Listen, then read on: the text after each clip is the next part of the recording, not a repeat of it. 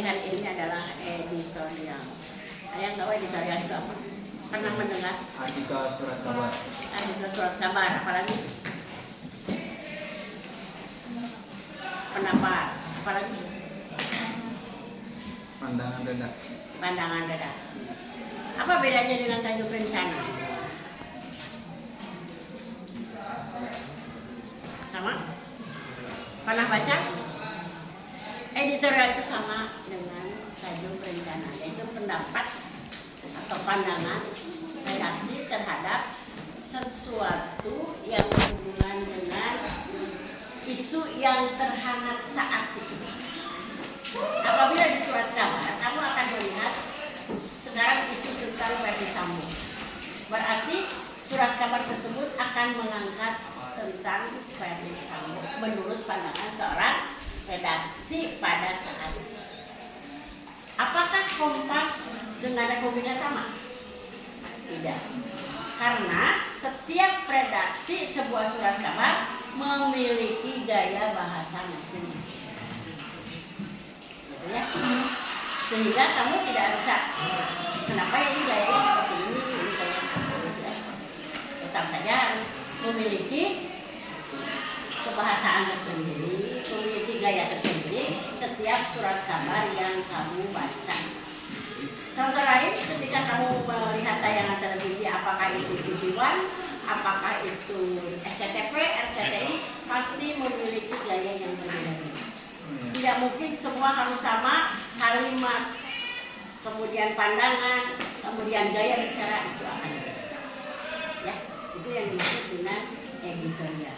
Kemudian di dalam kaidah, di dalam editorial itu sendiri ada beberapa jenis.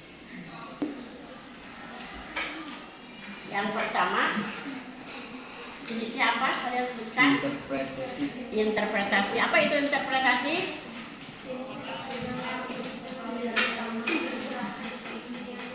Nah, yang bergerakkan dengan isu-isu yang sedang hangat saat ini. Interpretasi pada saat ini. Yang kedua jenisnya kontroversi. Apa yang sedang hangat dibicarakan saat ini? Yaitu tentang Verdi Sambo, itu kontroversi. Karena mengapa disebut kontroversi?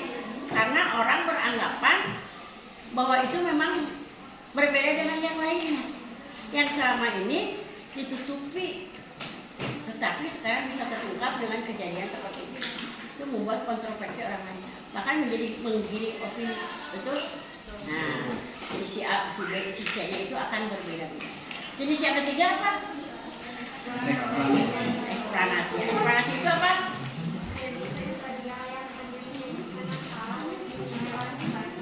Ya, eksplanasi itu yang berhubungan dengan masalah yang ada di itu dilihat dari jenisnya. Kemudian di dalam editorial itu sendiri ada yang disebut dengan kaidah kebahasaan. Coba dibuka. Kaidah kebahasaan apa yang kamu temukan di dalam? Retoris. Yang pertama retoris. Retoris itu apa?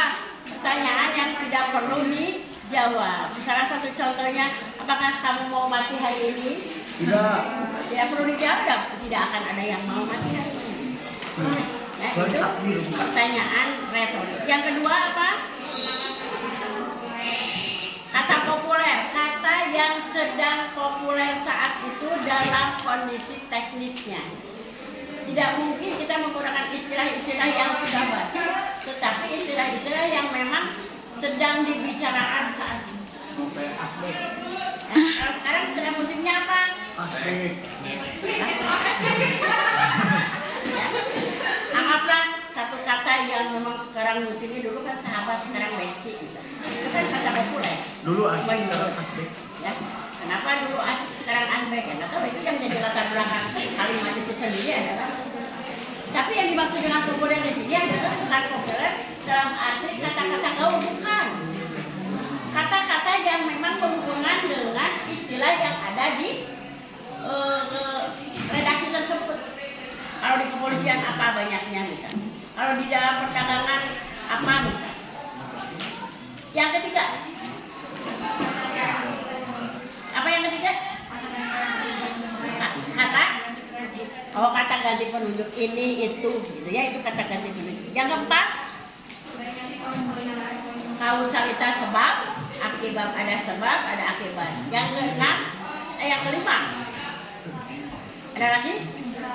Sudah. Nah, itu yang dimaksud dengan kaidah kebahasaan dalam versi jenis teks editorial. Kemudian ada lagi strukturnya. Apa struktur teks editorial? Yang pertama, pengenalan isu. Nah, pengenalan isu. Kita lemparkan isu. Contoh sekarang sedang isunya Sambo. Kemudian yang kedua, Sambo. nah, penyampaian pendapat A, B sama tidak. Yang ketiga, kesimpulan. Kita menyimpulkan dari hasil pendapat kita menurut pengamatan kita, menurut hasil analisis kita, si A si B akan datang. Itu secara garis besar tentang editorial. Mungkin hanya itu saja yang bisa Ibu sampaikan hari ini. Assalamualaikum warahmatullahi wabarakatuh.